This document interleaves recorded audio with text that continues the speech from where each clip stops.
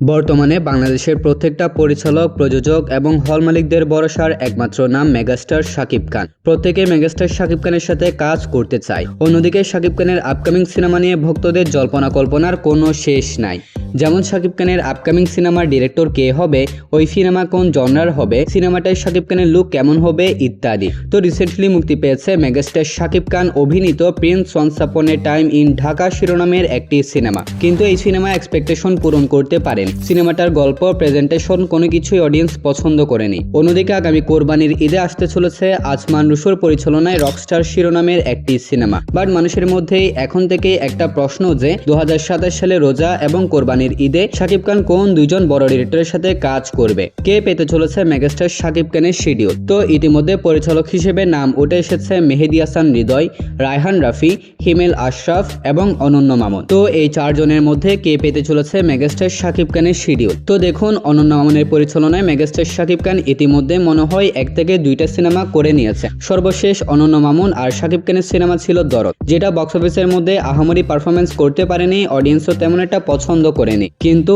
অনেকদিন ধরে শুনে আসছিলাম অনন্য মামুনের পরিচালনায় শের নামের একটি সিনেমা আসবে, যেখানে শাকিব খানকে প্রধান চরিত্রে অভিনয় করতে দেখা যাবে। কিন্তু এই সিনেমা নিয়ে অফিসিয়ালি বা জোর কোনো গুঞ্জন কখনোই শোনা যায়নি। বাট রিসেন্টলি শোনা যাচ্ছে ইতিমধ্যে নাকি অনন্য মামুন শের সিনেমার প্রিপারেশনের কাজ শেষ করেছেন। আরো শুনতে পাওয়া যাচ্ছে এটা হতে চলেছে একটি যৌথ প্রযোজনার সিনেমা, অর্থাৎ এটা কলকাতার সাথে কোলাবরেশনে তৈরি করা হবে। শাকিব খানের সাথে নাকি এই ব্যাপারে বর্তমানে কথাবার্তা চলছে। তবে এটা তো শিওর যে ভবিষ্যতে আমরা শাকিব খান এবং কলকাতার কোলাবরেশনের সিনেমা দেখতে পারবো। কিন্তু সেই সিনেমায় কি অনন্য মামুন থাকবেন কিনা বা সেই সিনেমার নাম কি শের হবে কিনা তা নিয়ে যথেষ্ট সন্দেহ রয়েছে। আচ্ছা, তো দেখা যাক শেষ পর্যন্ত অনন্য মামুনের সাথে শাকিব খানের এই শের নামের সিনেমাটা হয় কিনা। অন্যদিকে হিমেল আশরাফ, যিনি শাকিব খানের প্রিয়তমা এবং রাজকুমার সিনেমাটা পরিচালনা করেছিলেন, এবং এই দুইটা সিনেমা অডিয়েন্স মহলে ব্যাপক প্রশংসিত হয়েছিল। শুধু তাই নয়, ব্যবসায়িকভাবেও ছিল ব্যাপক সফল।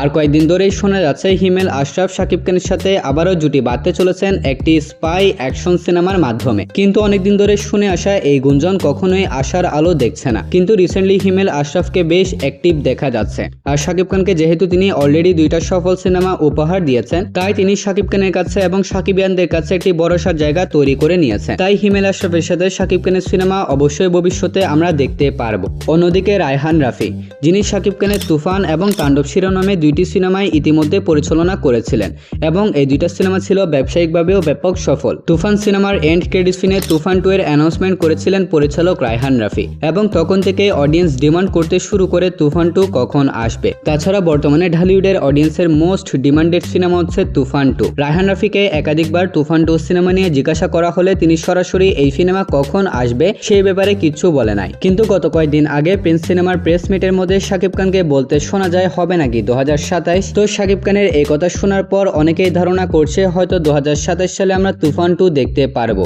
নেক্সট রয়েছে মেহেদী হাসান হৃদয়।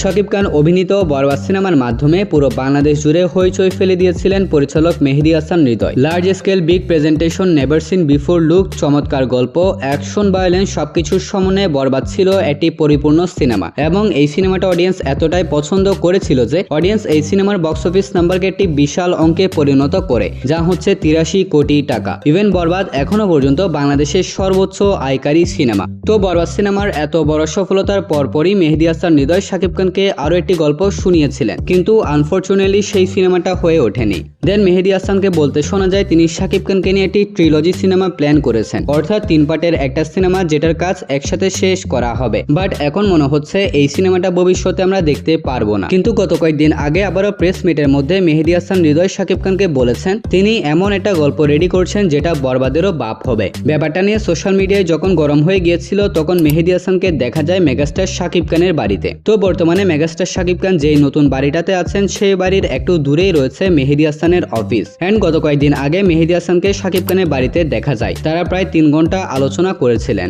আর এতে কোনো সন্দেহ নেই যে মেহেদী হাসান এবং শাকিব খান পরবর্তী একটা সিনেমা নিয়ে আসবেন, এবং সেই ব্যাপারে তারা আলোচনা করছিলেন। তো এতক্ষণ পর্যন্ত আমি যে 4 জন পরিচালক সম্পর্কে বলেছি তাদের মধ্যে কে পেতে চলেছে মেগাস্টার শাকিব খানের শিডিউল। তো দেখুন, সম্পূর্ণ ব্যাপারটা মিলিয়ে আমার মনে হচ্ছে কেউ পাক বা না পাক, মেহেদী হাসান হৃদয় অবশ্যই মেগাস্টার শাকিব খানের 2027 সালে শিডিউল পেতে চলেছে। কোরবানি অথবা রোজার ঈদ, কোন একটা ঈদের মধ্যে আমরা মেহেদী হাসানের সাথে শাকিব খানের সিনেমা দেখতে পারবো। যদিও ব্যাপারটা শিওর না, তবে ব্যাপক সম্ভাবনা রয়েছে। অন্যদিকে সম্পূর্ণ ব্যাপারটা মিলিয়ে আপনার কি মনে হয়, মেহেদী হাসান ছাড়া পরবর্তী শিডিউল কে পেতে চলেছে? অবশ্যই কমেন্টে আপনার পছন্দের ডিরেক্টর এবং অনুমান জানিয়ে যাবেন। আর ভিডিওটা ইনফরমেটিভ হয়েছে আমি জানি, তাই ভিডিওতে লাইক আর চ্যানেলটা সাবস্ক্রাইব করে রাখেন। তা না হলে কি যে অভিশাপ দিব, কি দিব।